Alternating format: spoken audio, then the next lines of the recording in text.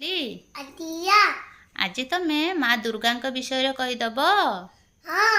दशहरा पर्व केउ मासरे पड़ी थाए? माँ दुर्गा अन्य नामटी कौन? माँ दुर्गा बाहन किए? माँ दुर्गा केतोटी आखि? माँ दुर्गा केतोटी हाथ? माँ दुर्गा केतोटी नाम? केते नाम? माँ दुर्गा केउ असुर को बध करथिले? माँ दुर्गा मूर्ति तैयारी करिबा पई केउ दिन नदी रु माटी आना जाइथिला?